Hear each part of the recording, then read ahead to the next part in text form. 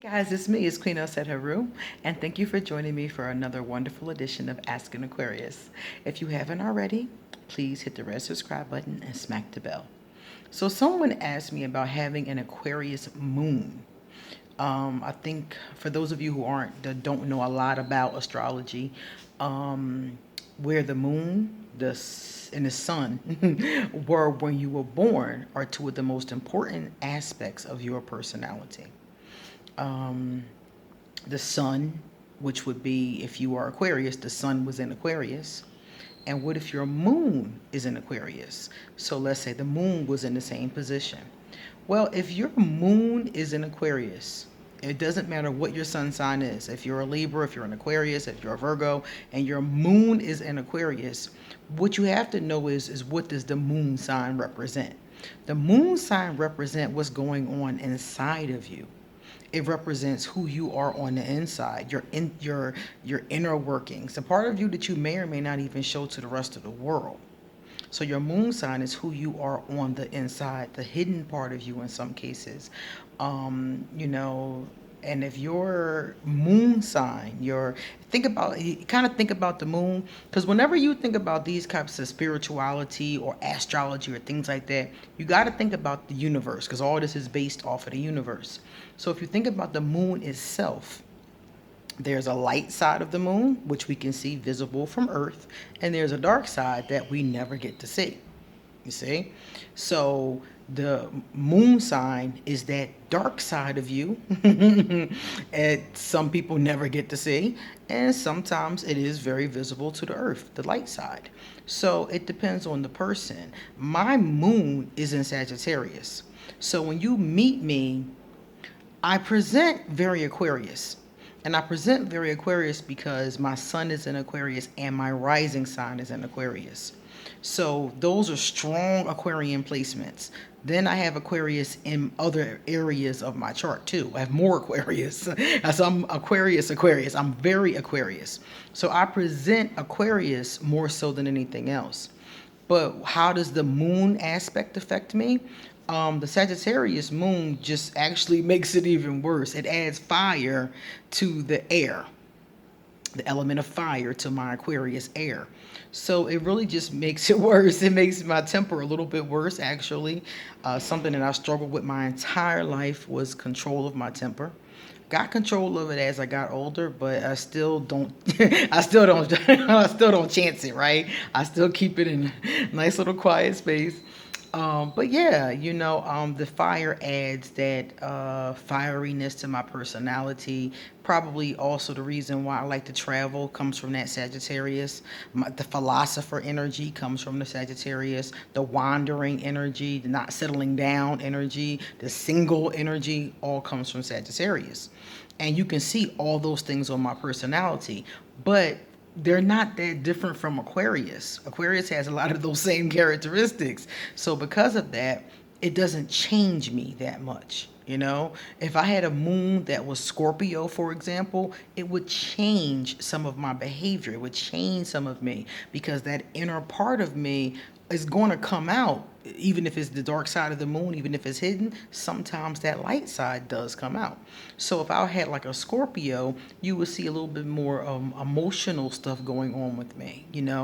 Let's say I had a moon that was Capricorn, for example, you might see more security being more of an issue, money being more of an issue, home, family, accumulation of wealth being more of an issue with me than it actually is.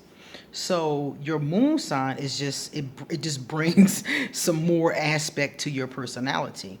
So if you have an Aquarius moon, you're going to have a lot of Aquarius things going on.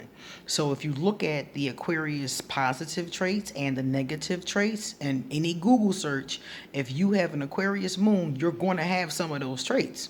Even if you're not an Aquarius, if you're a Libra, if you're a Sag, if you're a Scorpio, whatever you are, if you have an Aquarius moon, you're going to have some of the Aquarius traits. And you can very easily just look at them and take a highlighter and pick out which ones you see in yourself, because it's going to be some of them in you, because that's what's going on inside of you. And whatever, this for a fact, whatever goes on inside of you, whatever goes on in the dark often comes to light. Your intentions, your motivations, your thought processes. That's all what's going on inside of you. So it is going to come to light from time to time. They said that some people's darker the moon is seen less than others, but from time to time it is going to come forward. So you're going to know yourself better than I would know you. So if you take a look at the Aquarius traits, you can see which ones, if you have an Aquarius moon, you can see which ones stand out for you. If you have a Sag moon, any moon that you have, you can look at that particular zodiac sign and you can see aspects of yourself. And it might just be one major one, or it might be just a bunch of small ones, and it could be a lot like it is with me. It depends on the person. And that is going to shift your personality. So a person who says to me, I'm Aquarius, but I'm very emotionally balanced, very emotionally centered. I'm very in tune with my feelings. I'm like, you got a water moon, you a Scorpio, Cancer, a Pisces moon. That's the first thing that comes to my mind. And most of the time I'm right, because that's what balances out that energy. I don't have that water. So I'm the typical Aquarius when it comes to emotions. I had to learn how to be comfortable with my emotions. And most of us don't come with that skill, you see? So if you come with that skill, it's probably from your moon or from your rising sign or from somewhere else in your chart placements. You see, that's why when you talk about a person, you really want to look at their whole chart. You don't want to just look at their sun sign. The sun sign, the moon sign, and the rising sign are the most three important placements. Those are the most dominant aspects of your personality. But the rest of the chart is going to give you a lot of richness. It tells you things that may happen in the future, things to look out for physically. It tells you about your feelings with family, what may go on as far as your relationships are concerned. It gives you a lot more information. But as long as you know those first three, you can start by looking at the characteristics of those first three. What is your moon? What is your sun? What is your rising sign? The rising sign is sometimes called the antecedent. You need to know what all three of those are, and then look and see what characteristics go under that particular one. So like I said, mine is Aquarius sun, Sagittarius moon, and Aquarius rising. So I would look at Aquarius, obviously, and I would look at Sagittarius. Those are going to be the strongest influences on my personality. Okay, so if you have an Aquarius moon, look at the Aquarius traits and see which ones you have. I'm very curious to know. Any of you that have an Aquarius moon, if you have time, please leave me a comment and tell me which of the Aquarius traits you see in yourself, because I'm very curious to see how they come up in other people's moons. But that's usually what happens. You see them in some kind of way, one or more of them in some kind of way in your personality, in your dominant personality. So that's what it means if you have an Aquarius moon. Some people tell me they have an Aquarius moon and they feel more Aquarius than their sun sign, because the inside of them is, the part that's more dominant. Their thoughts, their feelings, their emotions, what's inside of them is more dominant than their outward appearance. The rising in the sun has more to do with your outward appearance, where the moon is the inner work, which makes a lot of sense because the moon is feminine. And the feminine, the yin, is about the inside. You see? That's why oftentimes the moon can be also associated with your mother. Sometimes it's associated with the mother. Like, for instance, my daughter's moon is my sun sign. So sometimes you will see a correlation between your moon and your mother too. Sometimes not, because I don't see a correlation with mine. Mine is Sag and my mom's a Cap. So I don't see a correlation with ours, but I do see it in some other people whose charts I look at.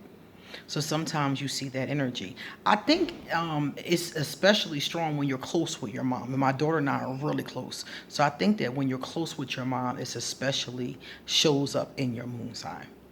So take a look at your moon.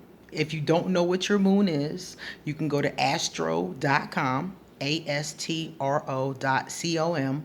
and it's free.